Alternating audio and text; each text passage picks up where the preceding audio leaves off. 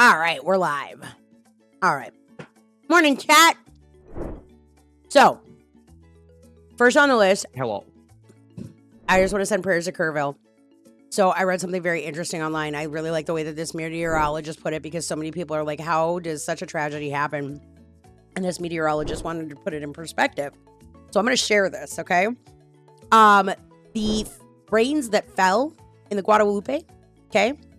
Here is 3 trillion gallons into the Guadalupe River, which is the amount of water used in the USA in a year, would fill 1.5 million Olympic-sized pools and is 1.5 months worth of water flow at Niagara Falls.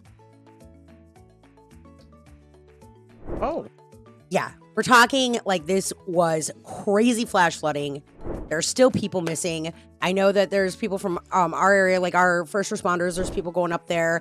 I know that our little community down here, a lot of them were touched by Hurricane Harvey and really they have an understanding. So they were urging down here. A lot of pages are like, stay away from them right now because everybody's going to be flocking to help them right away. But what happens is later on in the aftermath, after it dies down and it's not so, oh my gosh, this just happened. The rest of the world tends to go on with their stuff when there's still a lot of work to be done.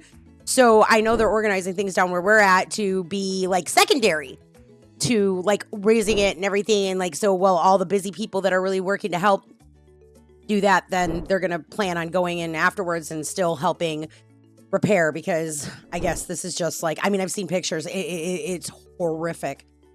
I mean, I read one article that was like, this was biblical levels of floods. That's crazy. That is just crazy. So our thoughts and prayers go out to all of them. Moving along from that, because that's all over the news, and I think everybody can agree. It's just a tragedy. So I went out this morning and went down to the beach early because I was up before sunrise, and that was super exciting. So, because I usually don't. And then I thought for a minute I was going to miss the sunrise because the only days I seem to get up in time to go down and actually see the sunrise are the days that the sun is going to be shrouded in clouds. And I really thought that was going to be the case as I drove out there. And it was just Gunnar and I this morning. And we had a really good, we went out to go for a walk. The beach is pretty trashed. I'm not going to lie. I saw them with a it's not a backhoe. Is it a backhoe? No, it's not a backhoe. But, it's a, why can't I think of it? Is the one that's got the plow bucket on the front?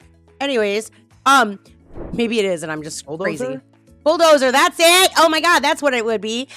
Except for they had a bucket on the front, and they had filled the whole entire thing with trash. The whole bucket of the front. Like there were so many city workers down there.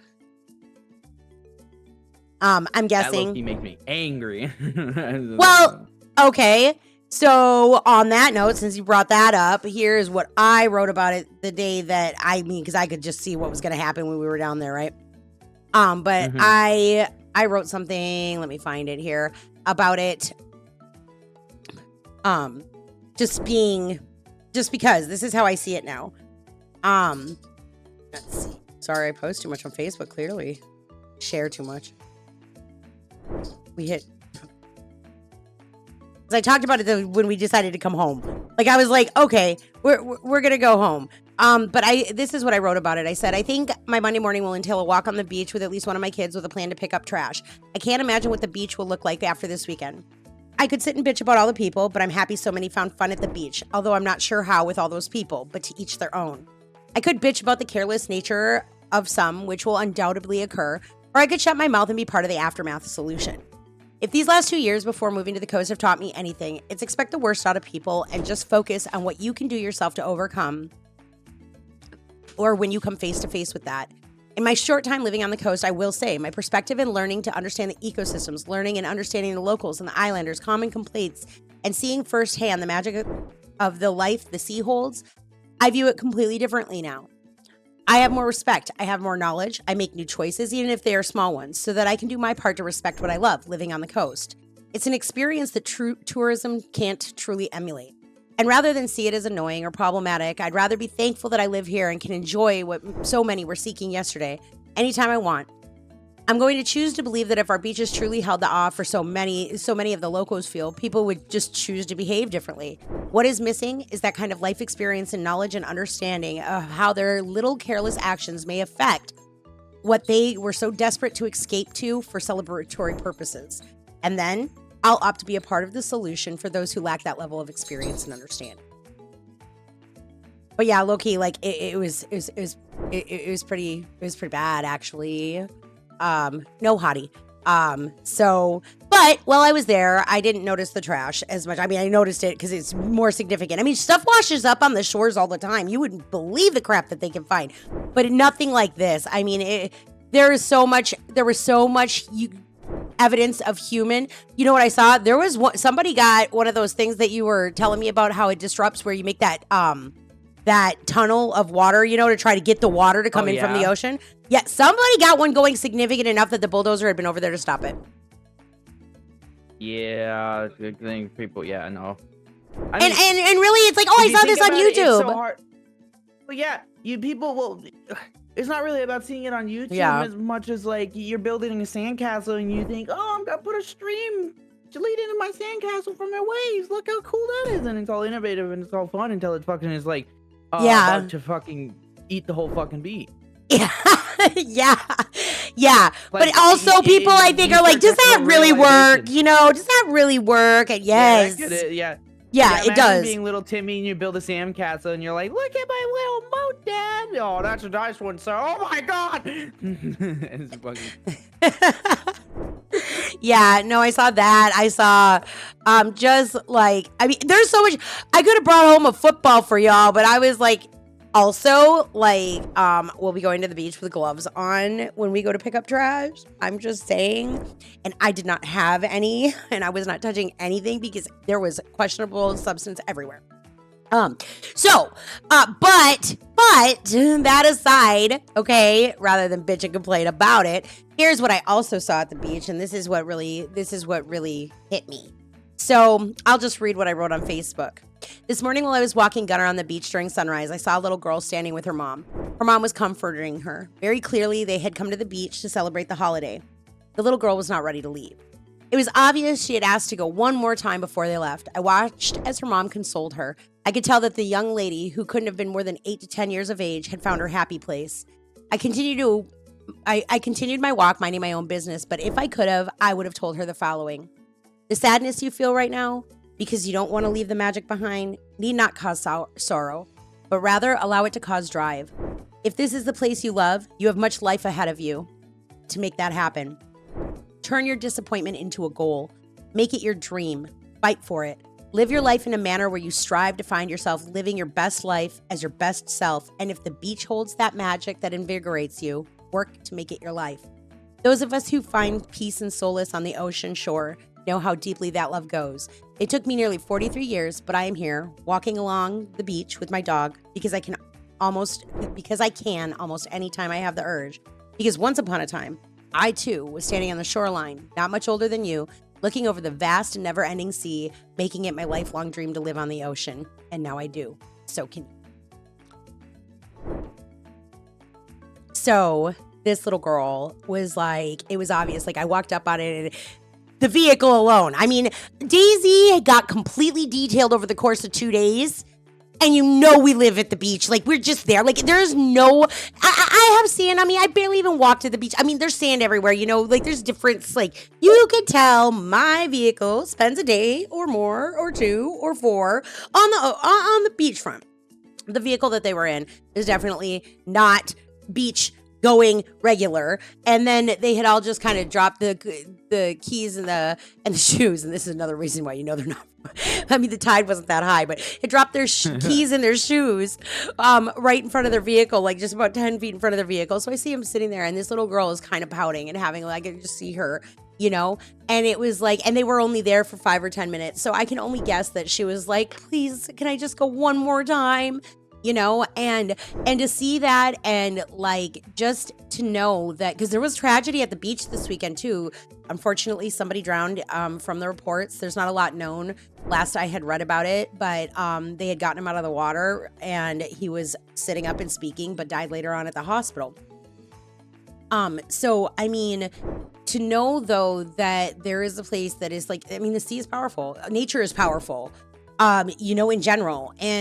But to know that in the midst of darkness, there's still beauty. I think maybe that's part of the reason why I love the ocean so much, because it is. I mean, there's a lot of dangerous stuff. There's danger everywhere, but the beauty that comes with it, and it's amazing how much we've learned.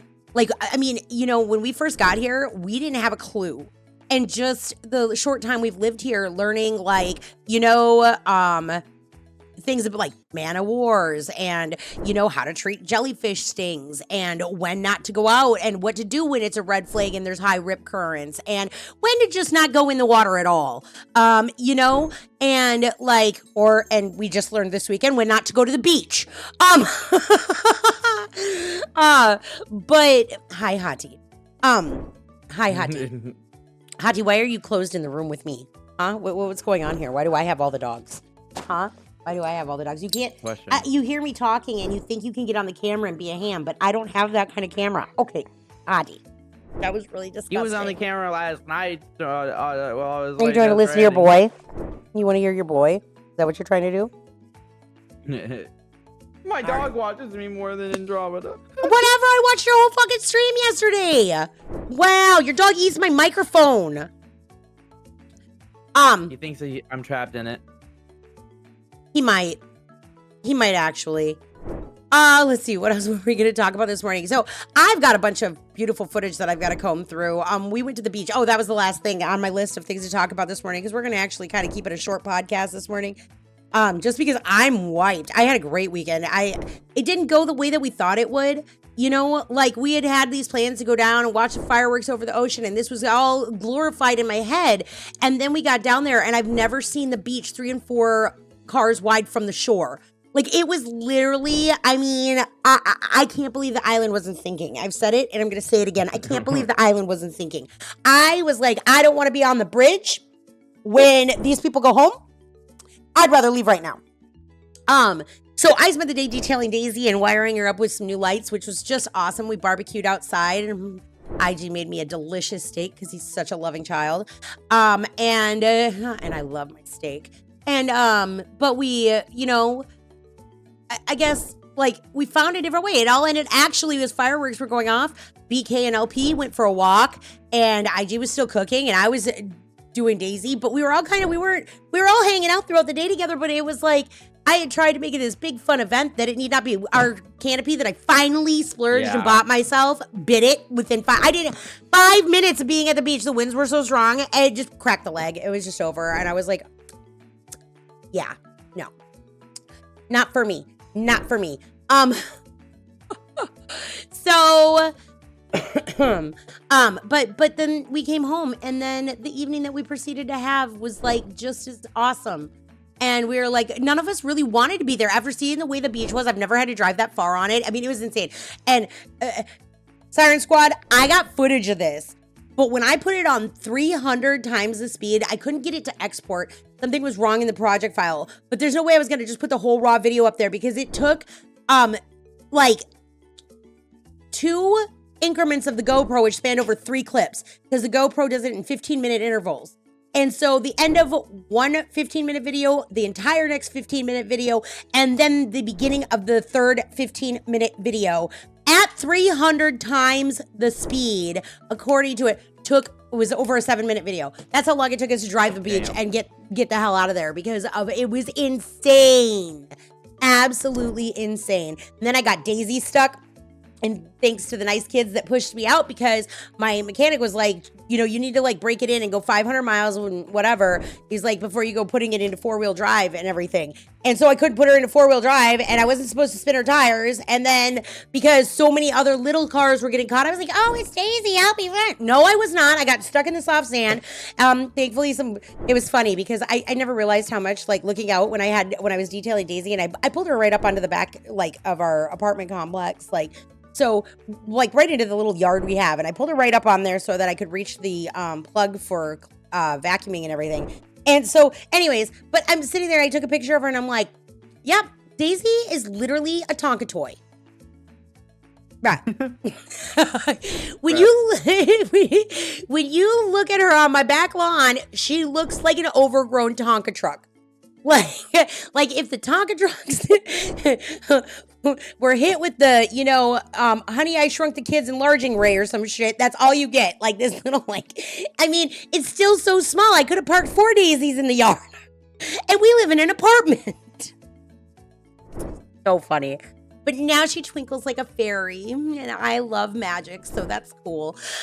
She's got all new. I ended up going with, and because so many different lighting effects, like either are meant for undercarriage or they're meant for interior. You don't really go out and go, let me buy this lighting kit for the interior that acts as an exterior because it gets rain and sun and all this shit. So I ended up buying her pool lights, of all things, and using those to create her lighting so that I had control of how bright they are and what colors they are and whatnot. And she just looks so cute now. And then I took her and got her washed, and I got all the sand out of her for, it's kind of like doing laundry, You think you got all your clothes washed, but then you're wearing some, so not really. And that's exactly what it's like trying to get sand out of Daisy.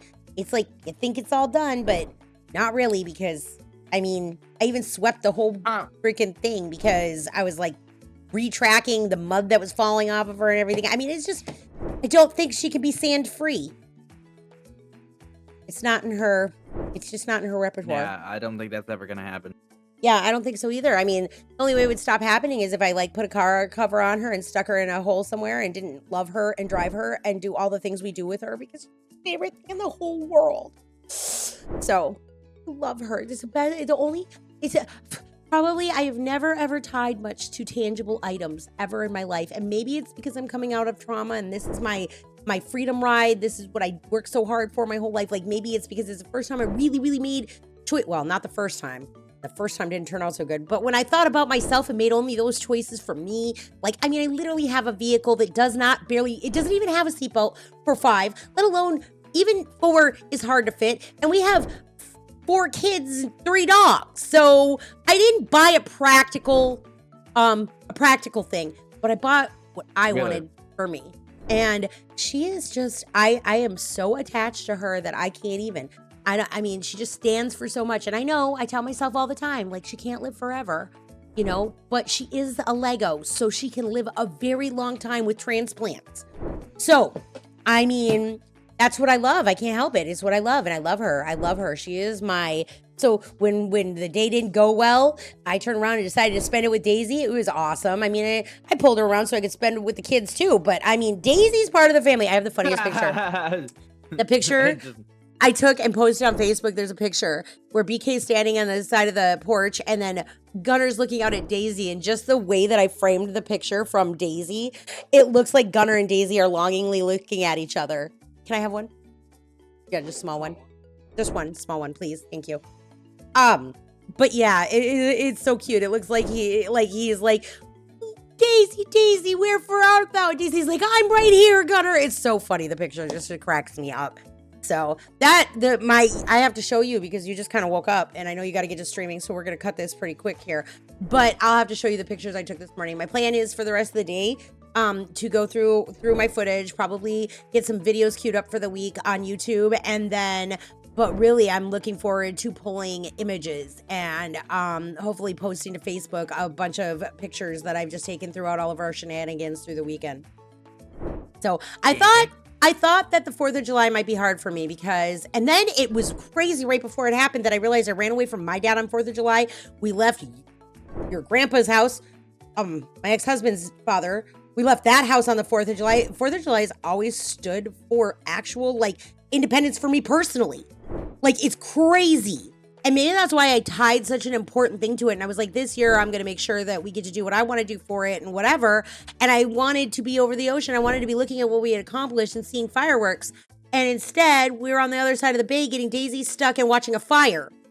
And it still was awesome. Yeah, to which I turn around and end up on social media and I read, in true tradition, grass fire sparks on I had to learn what a spill island is. I guess it's an island that is there that doesn't really, there's no, it's not civilized. It's a little teeny island that's meant more of an ecosystem thing than, something you can actually go and, be on or whatever. I don't know. But anyways, it started on fire and they're like, it'll burn out. Just true tradition. And I was like, what the fuck? So, but yeah. So I think that's it, chat. I hope everybody had a safe 4th of July. And if you're traveling today, stay safe and get home safely. And I hope that everybody has a great start to, you know, their Monday after having a holiday week. And it's always harder to go back. So we'll be live tomorrow and back on our normal schedule of touching in regularly. Or, you know, like podcast. I don't see any reason, like, even if we just go live for a little bit, we go live every day. So we just needed a few days off to go live life so we had something to talk about. So, yes. All right, Siren Squad, you be good to yourselves today and be safe. We'll talk to you guys tomorrow. Bye-bye.